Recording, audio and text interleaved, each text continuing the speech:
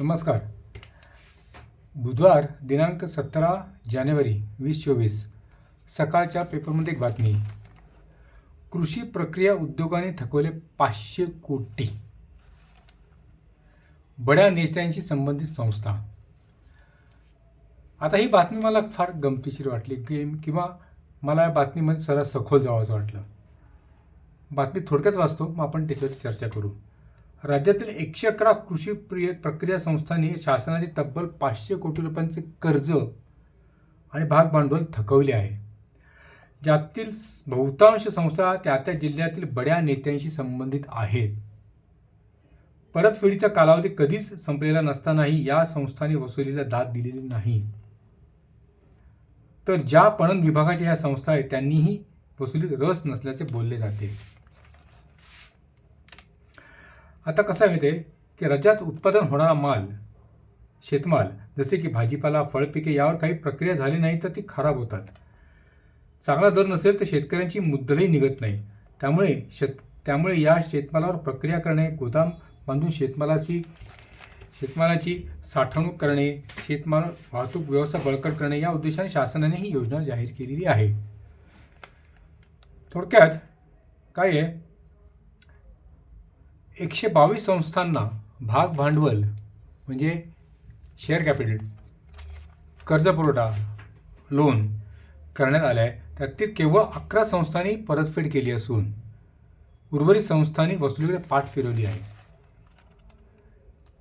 म्हणजेच काय की बहुतांश संस्था या शासनाचा निधी हडप करण्यासाठीच उघडल्याचा आरोपही होत आहे.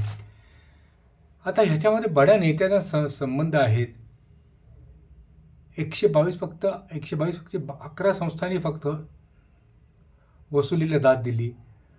म्हणजे मला समजत नाही की जे शासनकर्ते आहेत, जे बडे नेते म्हणजे कोण, शासनकर्ते आहेत जे भाषणामध्ये मात्र शेतकऱ्याला कर्ज दिले पाहिजेत, शेतकऱ्याला हे दिलं पाहिजे, शेतकऱ्याचं असं करायला पाहिजे, शेतकऱ्याला पुनर्वसन करायला पाहिजे, पण प्रत्यक्षात जेव्हा त्यांच्यावरती ही वेळ येते काही करायची, या संस्था स्थापन करतात आणि शासनाचा पैसा लुटतात.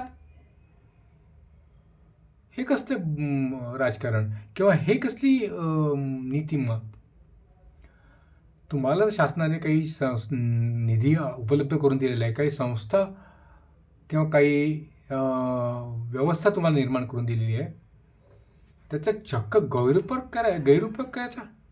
आणि 500 कोटी रुपये काय लहानसहान रक्कम नाही हो. ही दर महाग वाढतच जाणार आहे, कारण त्याचं व्याज, त्याचं मुद्दल काही जे आहे ते वाढत जाणार आहे. म्हणजेच काय की आपण म्हणतो की नेते, बडे नेते वगैरे वगैरे सगळे शेवटी ना शासनाचे फायदे घ्यायला बसलेले असतात. शासनाच्या विविध ज्या काही सेवा असतात, विविध काही योजना असतात, विविध काही कर्ज वाटप असतं, ह्यात खरोखर लहान शेतकऱ्याला आणि लहान माणसाला कितपत मिळतं याच्याबद्दल माझ्यामध्ये खूप शंका आहेत. असतात, तुम्हालाही शंका असतील. या बातम्या आपण वाचतो, ही एक बातमी माझ्या कोलांटिवडीमध्ये टाकली. कारण काय, ही खरंच मला असं वाटतं की साधी उडी नाही आहे, ही कोलांटिवडी म्हणले म्हणजे ह्या सगळ्या बड्या नेत्यांना कोणतरी समजून सांगितलं पाहिजे की बस आता काहीतरी सचोटीने वागायला शिका. नमस्कार.